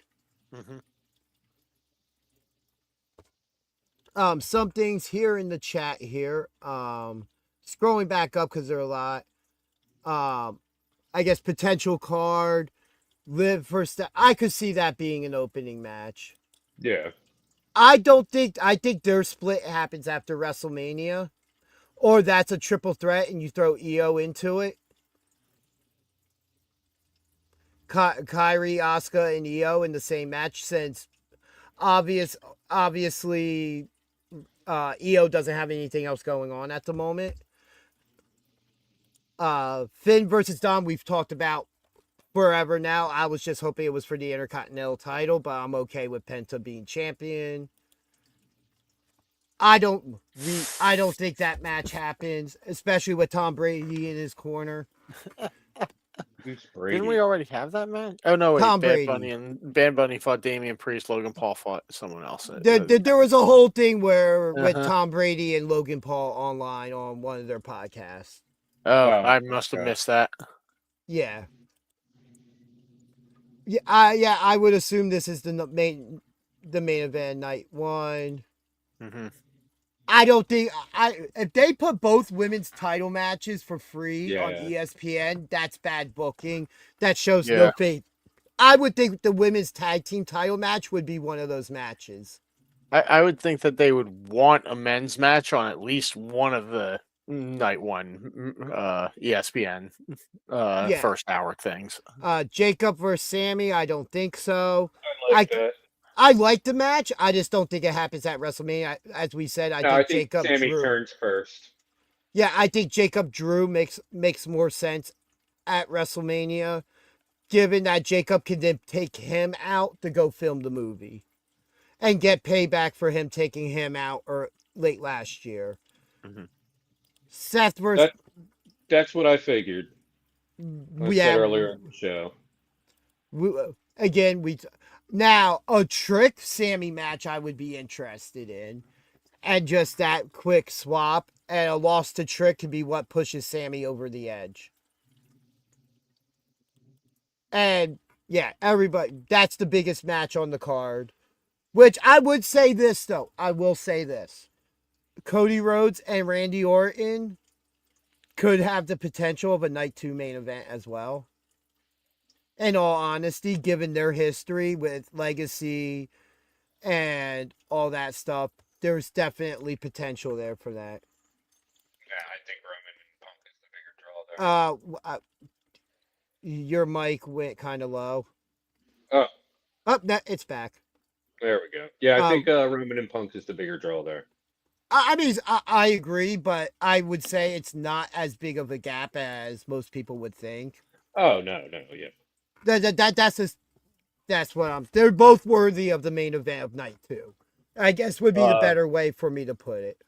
yeah. I mean, we assumed. I mean, he's around for a couple weeks and then he disappears for 6 months. So I mean, that's just What what else we do we assumed. got here? Uh, yeah, there's some truth there to get.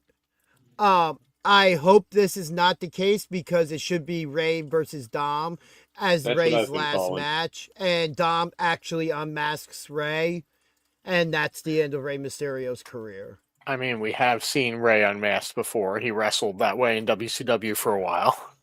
No, but I'm And just like, saying it would be the solid end for Dom to take that away from him in his it would be last a cute match. story and everything, but I mean, if that's not the direction that they want to go in, we're not going to be able to will it into existence at this point. I've been saying all along. I think it's going to be Gunther. Maybe not at Mania, but Okay, I'm going to be honest. I am completely down for that. For whatever fucking reason, uh, I am completely down for that. It's a waste of Uncle Howdy, but damn it, in the situation of what could potentially come of that, I would be okay I with. feel like Uncle Howdy would try to build an alliance with Danhausen as opposed to wanting to fight him, though. Here we I go. feel like he would see use in Danhausen and vice versa. Here we go. The opening match, night 1 of WrestleMania, we just take Uncle Howdy out of that because I think the Wyatt 6 and MFT storyline could go into WrestleMania because they're really gearing that up at the moment or trying to. I am down for Danhausen versus R-Truth, and he just thinks he's facing Sting the whole time. Becky versus AJ, I expect a rematch. I expect at WrestleMania as well. And I expect Becky to win that and AJ to go back to part-time status afterwards. You know what? I don't. I would hope that Becky loses that and AJ gets an okay run with it. And somebody that could use the win over AJ Lee to elevate them. we were talking about that earlier. I get it. The merch sales, fine, but If I am I think I might just correct, stop watching. There was a woman, Nikki Cross won it and Ross, threw it in the trash. I was just about to say, Yeah, I believe Nikki that, Cross won it and threw it in the and trash. she That missed. was the last Actually, we saw of no, it. she attempted to throw it in the trash and missed the trash can. Right. Probably going to stop watching WWE after Mania. Give myself a little break. I hate it now. That's fair. I hate everything. Hey, it was good for me when I took a break when they brought Goldberg back this past year, and I just took that month hiatus from WWE until he left. And like a lot of it isn't their fault. Like, yeah, I would have been into it if Braun was like involved with Rollins right now, but that can't happen. So, just I don't like the way things are shaping up. I still do think there is small potential, a very small percentage chance that Braun Breaker heals ahead of schedule, and somehow that match with Seth could still happen, but I highly doubt it. I think that is a 99% chance that match happens sometime after WrestleMania now. And we just have to figure out how to keep that going. That's a SummerSlam match. Well, SummerSlam's after WrestleMania, so. Right, but I'm saying, after WrestleMania it could mean like the next night or 6 months later. But still Yeah. after WrestleMania. Yeah, but not like. I But think you get somewhere down Bronson the Reed line. back, you get Heyman back, and you can start kind of building that again. Kind of, yeah. Once you're kind of close to where you were. Uncle Rowdy. Oh God. So other entertaining things from SmackDown this week. We get a backstage segment after the tag team turmoil match, which R-Truth and Damian Priest win. You have the Motor City Machine Guns complaining to each other, and then they're checking on Johnny Gargano. And then they walk away. Candice LeRae is like, you need to go back to being Johnny Wrestling and all this. He all of a sudden wakes out his coma or whatever. And Yeah, goes to he issue an open goes to the challenge. ring, issues an open challenge, and poor Johnny Wrestling. It's Obafemi. Yeah, Johnny took a beating. But I absolutely enjoyed it. It's a good way to get Johnny back on track. Speaking of other things at the moment, just a side note, I didn't watch Collision this week, but I saw some stuff, and Tommaso Ciampa turned heel, taking out Mark Briscoe after having a conversation with FTR this past Wednesday. Wasn't he kind of already healed? No, he was babyface still, but his character has always come off as the tough guy heel. But they kind of went full blown heel now. Yeah, I he saw was. the clip. Yeah, he wasn't really declared babyface or heel. It was just he was just kind of like there, and he won the title his first night. He lost it his second night, and I Well, guess no, his third night. whatever. It It's was his close enough. third defense. You know what I meant. Yeah. But, So just to respond, Breaker. I mean, nobody. In all honesty, we are of combined thought that we don't see Breaker till after Mania, but WWE has been known in the past to overhype an injury so that Is you Triple get H the in the chat? Is it Yeah, Triple yeah, H in the chat? Like, what's going on here? Seems to have all the information. Nah, it's actually the Road Dog.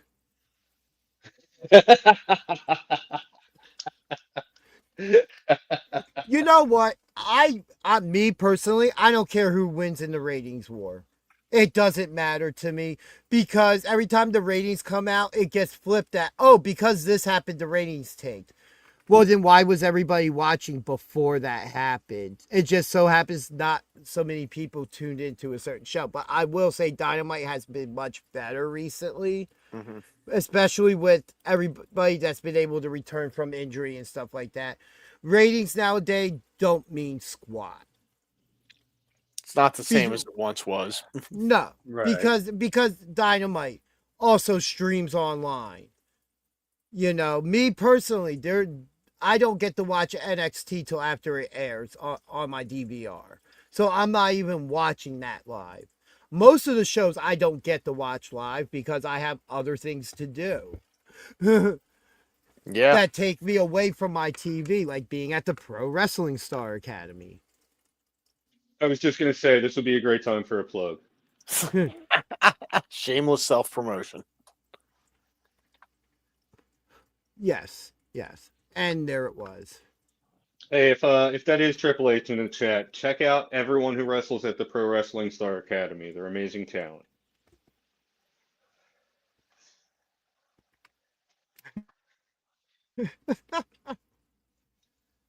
Oh man, that's good. That's some good shit. Hope it's not Vince in the chat. Ooh,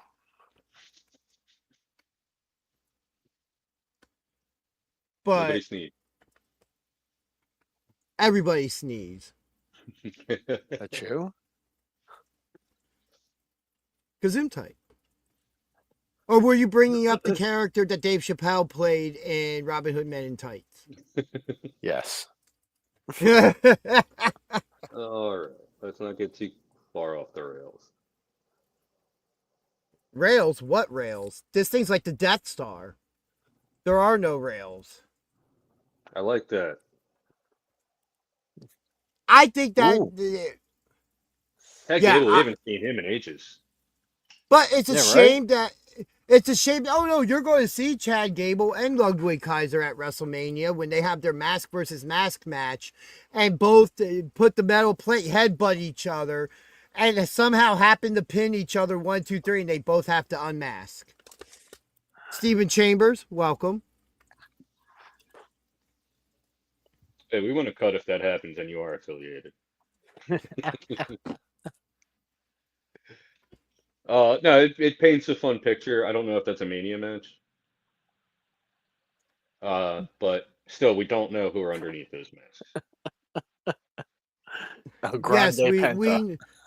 we know who's under the masks.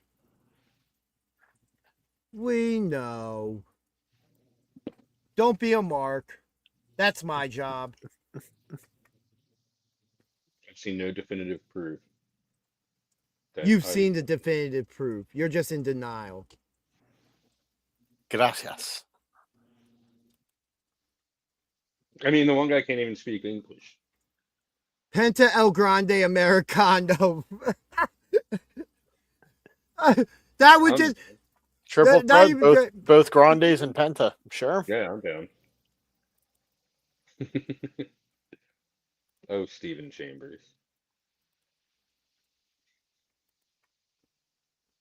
I thought the tag team turmoil match was fun for the number one contendership. I was surprised Los Garza looked as strong as they did in the match. Oh, all right. The winner is the only one that doesn't have to unmask. Penta wins. He doesn't have to unmask. No, I was going to say Penta stacks on 1, 2, 3 so that they both have to unmask. Yeah, exactly. That would be absolutely great. And some other wrestling news this week. We had the debut of David Finlay in AEW.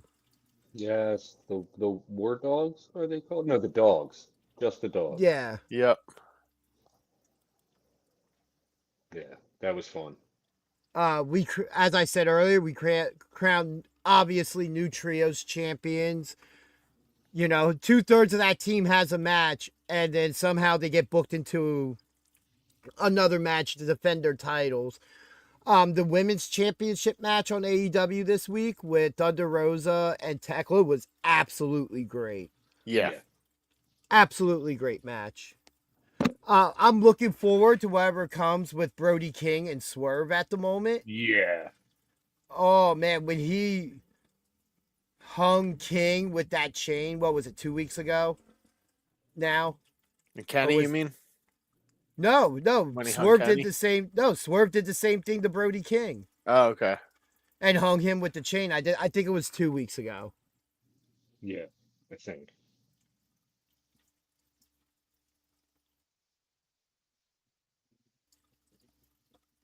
But yeah, really looking forward to where that goes. That's one of my more interesting things right now in AEW. Seeing MJF at Revolution in a Texas death match is going to be fun too, because he usually doesn't do those style matches.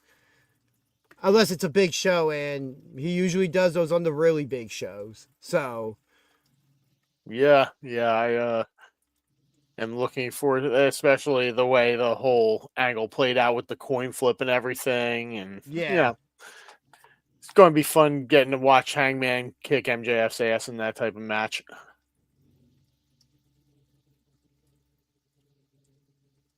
How about that one in the chat there? Pull that up there for us. Let's see. What? Question. Once it comes You want Hangman to turn question heel? For all of you. Do you want Hangman to... I don't think he needs to be a heel. Yeah. I mean, he works... No. He can work both ways, but right now, yeah, he babyface. I like him I like him as he is, because we've seen him be able to flip that switch. So even in his feud with Swerve, it was never really clear who was the face or the heel. But if you had to choose Paige, if it was me, I would have chosen Paige as the face and Swerve as the heel. Although, there was a very strong amount of time where Swerve was getting the face reaction and Hangman burned down his mom's house. Yeah, and I was just about to say you could also swap them at any given time in that feud. Thank you, Captain Heel. Thank you.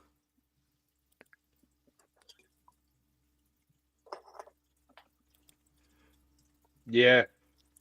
Maybe we could.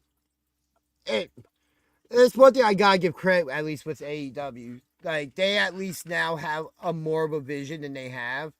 But also, back to the question of Hangman turning heel.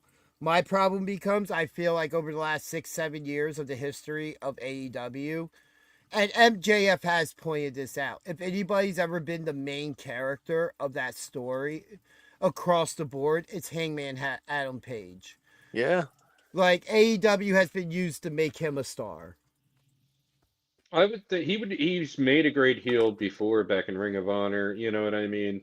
Yeah. I think that right now they just don't want to upset the balance. You know, if they needed a heel, it would work, but I think they Mhm. need to have some baby faces on his level before they do anything like that. That's completely Like fair. Orange Cassidy isn't on his level. Darby Allin closer, but I wouldn't say he's on his level. No, not at Yeah. all. And No one's on the Darby, level of the devil. no.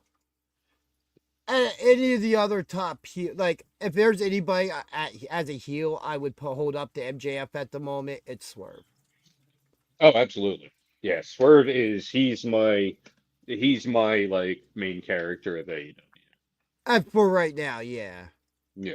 Like, like putting the attention and spotlight on him is great at the moment, especially as a heel. Because even after coming out of that Page feud, he never really turned babyface. It was the enemy of my enemy's my friend. And we gotta do what's best for business for all of us. And that was getting the title off of Mox. Yeah, Right, I did yeah. see that this was added as well. I'm cool with it. It's a contrast of styles. It's a match they've been building to. Yeah, yeah. It's about time this happened. Yeah. And I love the Tony Storm character. I'm good with it. I'm interested to see where that match goes. Because right now, I believe the special stipulation is no one can be at ringside for the match. Okay. But we know how that works out, so. Yeah. We're gonna see the Death Riders and Orange Cassidy and all kinds of people. Or, Yep. Phoenix Yeah, they'll Hairstyle. So, it is that time of the show. What time is it? Match of the week. I'm gonna go with the Intercontinental title match from Raw. Penta over Dom. Very good match. Good lucha things. I am going with that women's title match off AEW between Thunder Rosa and Tekla. That is one I have as well. Yeah, I think that's my match of the week as well. Is Tekla and Thunder Rosa. Nice. They put on a hell of a show this week. Yes. Yes, you must acknowledge the ladies when it's done right. Yeah, and then just real quick while we have some time still here, don't forget to tune in for Indie Spotlight on Tuesday, as we will be having one half of the PWU and SPO Tag Team Champions representing Blackout Cinematic Genius Jay George joining us. Plus, we also have a surprise guest who will be joining us as well. Yep. Wrestling at 24 frames per second. Can I get quiet on the set? And then we have some match announcements for Friday. Run through them for SPO, which we'll talk more about on Tuesday, but I'm interested in this match. Yeah. It's definitely a challenge for Malik and Nigel taking on Ethan Rose and Stray Cat. Good little primer for them before Blackout. Yeah, no chemistry. No, that already happened. Oh, okay. Yeah, that happened this week. Oh, right. I still have to watch that show yet. Well, one thing I would say pay attention to would be the tag team match with Skull and Bones from this past week. Oh, absolutely. Yeah. All right. Yep. As they'll be taking on Control Chaos, who makes their return after being away for a couple weeks. And somehow SPO booked a rematch between Freddie versus Jason. Oh, that's fantastic. Damn, why do I have to work? And then we have a triple threat with Tarzan Duran. I'm not sure who this Flash fellow is. And Don Freeze. That's going to be sick. I don't know who this Flash guy is either, but wow. Pat Dynamite versus Alex Rivera. Yeah. Oof. That's going to be a tough match both directions. This is going to be an interesting match. Okay. Declan and Tiffany teaming up, eh? Okay. Yeah. Aphrodite, Taking on from who Chili, Ramsey, and Aphrodite. we saw them Friday night, both very good. Then we have the vote to become commissioner between Don Montoya and Angel Orsini, who had the crowd behind her this week. It's because Chico's her campaign manager. Yeah, No. yeah, it really is. The crowd didn't really get behind her until the dog appeared, Yo, give it to SPL. They know how to book dogs, all right? We had Tiny as a commissioner at one point. Yeah. Tiny got kidnapped. Who Tiny was on the show with Pat Dynamite this past week. That's right. Yeah. And this match for the hybrid World Championship, Dr. Redacted, who people, if you watch GCW, taking on the Feral Face. That's going to be sick. Yeah. And then PWU World Championship match. All Go Nelly gets a shot at Justified JP Grayson. Let's Nelly's go. been on a hot streak, but I don't know if he's got what it takes to take on the champ. It will be very interesting to see. We got some more of the Chili talent. It's a Diaz. Yep, and Pedro Pablo taking on Frankie Picard and Mob Hill. Consisting of James Gray and Jermaine, I believe. Yes. And then tag team champions will be appearing. Big Sal E. Graziano, ECW legend, will be returning.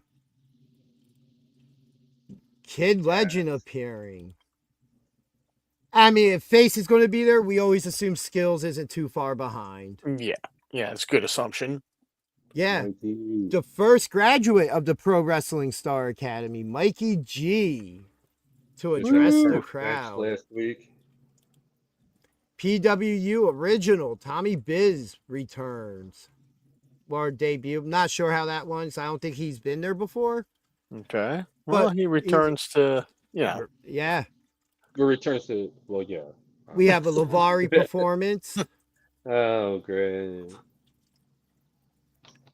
And then also next Sunday, Sideshow Pro Wrestling. Yeah. Will be making their debut at the Pro Wrestling Star Academy.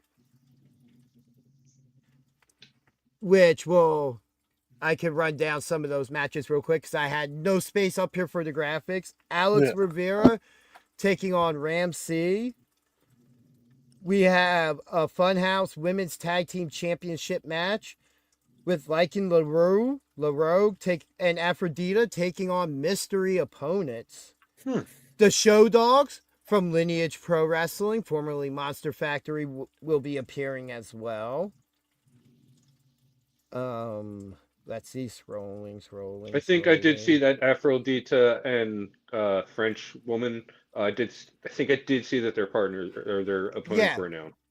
No, their opponent. It's just a mystery tag. Their opponents have not been announced. Then I don't know what I saw. Controlled Chaos will be there as well. Clockwork Dylan Shaw. We have Los Padilla, however Los you say it. Padillas. Yes, taking on Los Quesadillas. taking on the world's largest hobbit, Billboard Billy Baggins, and Pat Wise Dynamite. Love the names for everybody on this show. Absolutely love it. We have a Funhouse Wrestling New York World Championship match with Boom Harden defending against Pedro Pablo and Tupa, I believe his name is said.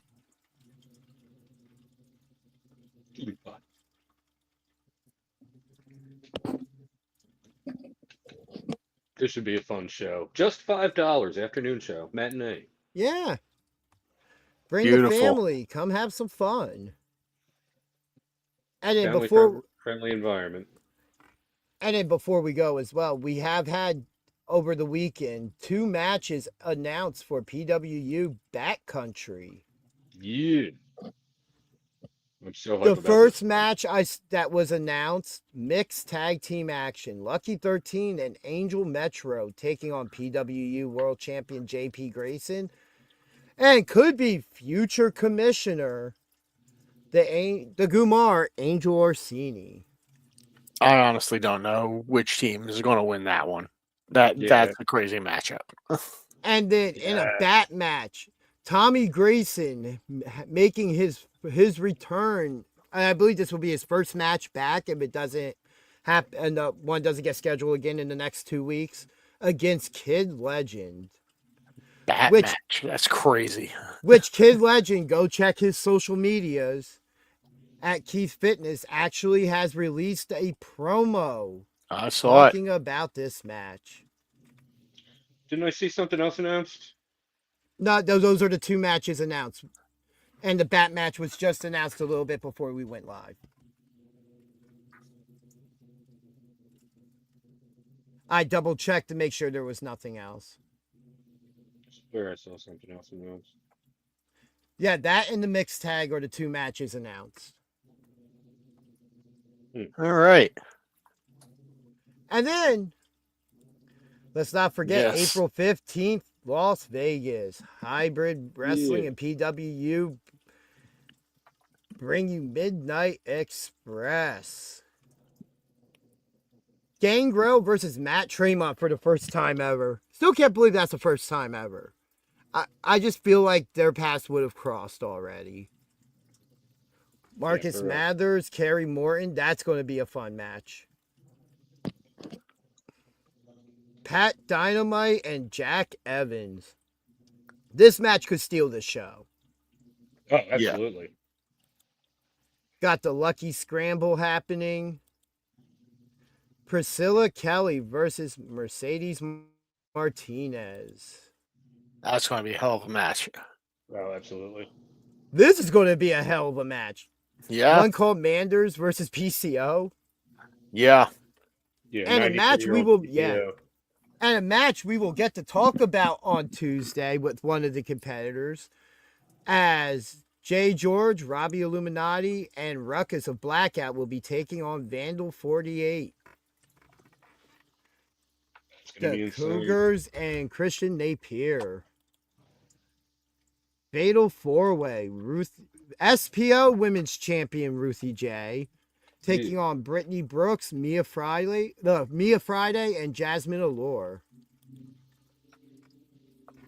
This is a hell of a combo. Yeah, PWU Legacy Champion Joey Janela and Effie will be in tag team action. Opponents yet to be named. Same for Live Danger, which, if you were here at the top of the show, they were our intro today. Yep. Tarzan Duran will be there. Mickey Knuckles. Yeah. Skills the Great. The Backseats. Backseats back. Rich Poe taking on Big Rel, which I got to see a glimpse of these guys training, and don't let Big Rel size fool you. This is a street fight. Yeah, and he's athletic. With guest enforcer / referee Tay Rock, who was at PW or SP O'Hara show. Yep. Kiera Hogan has also been announced for this show. Okay. In Vegas. God, I can't wait to be awake at 3 o'clock in the morning watching this here on the East Coast. Can't wait to be awake at 3 o'clock in the morning live streaming it. Yeah, you're going to be alone on that. I plan on just laying in bed and watching this. I'm fine. I'm fine with that. I'll wait. I'll just go on my phone and look, and we'll see BJ just passed out on the couch and just hear the show. You'll wake up for work. You'll wake up for work and like the channel's still live. It'll still be active. I'm going to have to log on and just be like, well, everybody, thank you for tuning in to BJ Sleeps While Watching Wrestling. It's like, BJ, don't you have to go to work? I have a game plan. I don't have to work until 1 that next day, so I'm going to get home from work Wednesday and immediately go to bed and just not even set an alarm and just hopefully wake up at like 1 and then like watch it, stream it, and then maybe take a nap before work. That will be on Tuesday. Yeah, So. I still have to watch the show, so I definitely gotta watch the show and see what happened. Yes. Again, Tuesday, Jay George will be joining us. It's going to be a great show. I am looking forward to it. We also have a mystery guest. Mr. Archives. Guest. We did touch on it on the video we released on this channel yesterday, the SPO live results, if you want to go ahead and check that out. Yeah, there's some footage too. Ringside footage. There we go. But I gotta yeah, get more views on that. everybody, thank you for tuning in. We will be back Tuesday.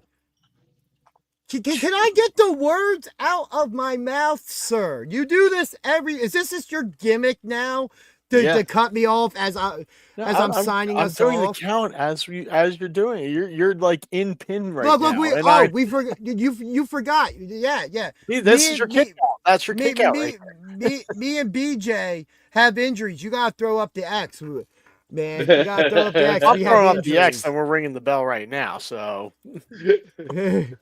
but yes, everybody, be good to each other.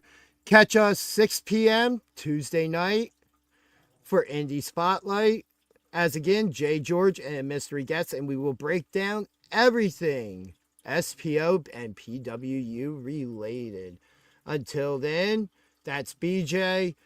I'm DG behind the Pro Wrestling Star Academy. That's Chef the Ref. And now ring the bell. Nope, I'm reversing the decision. That doesn't count. It was a fast count. This was the YouTube screw job. Welcome back, everybody. BJ here.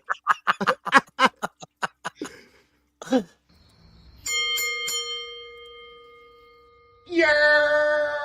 It's your boy Gabriel Hodder. Matthew Omen. We are all fight, no fight, primal fear. And you're watching BJ and DG Talk Wrestling. Yeah!